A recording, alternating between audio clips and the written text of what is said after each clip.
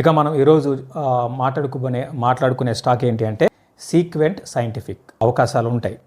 ఇంకోటి ఏంటంటే ఇది లాస్ట్ 4-5 ఏళ్ళు కూడా ఇంతకుముందు చెప్పాను కదా, 4-5 ఏళ్ళుగా పెద్దగా పెరగలేదు. గతంలో ఈ స్టాక్ 200 అట్లా ఉండేది 2000 ఆ టైంలో అనుకుంటా.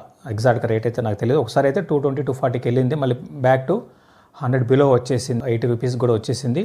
అక్కడి నుంచి మళ్ళీ పెరగడం స్టార్ట్ అయింది. సో బాగా పెరిగింది కదా అని అవాయిడ్ చేయకండి.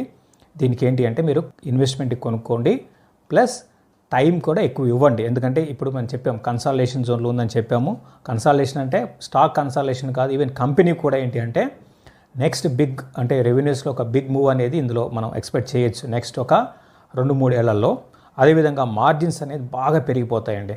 మార్జిన్ ఎక్స్పాన్షన్ అంటాం, అది ఇక్కడి నుంచి బాగా జరుగుతుంది. ఎందుకంటే లాస్ట్ 4-5 ఏళ్ళు వీళ్ళు చేసిన అక్విజిషన్స్ ఏవైతే ఉన్నాయో దాని తాలూకు ఫలితాలు రావాలి అంటే అట్లీస్ట్ మనకి 2-3 ఏళ్ళు పడుతుంది. ఈ లోపల మార్జిన్స్ కూడా ఇంప్రూవ్ అవుతాయి. కాబట్టి ఈ స్టాక్ని మీరు ఇన్వెస్ట్మెంట్కి లాంగ్ టర్మ్కి కొనుక్కోవడానికి ప్రయత్నం చేయండి.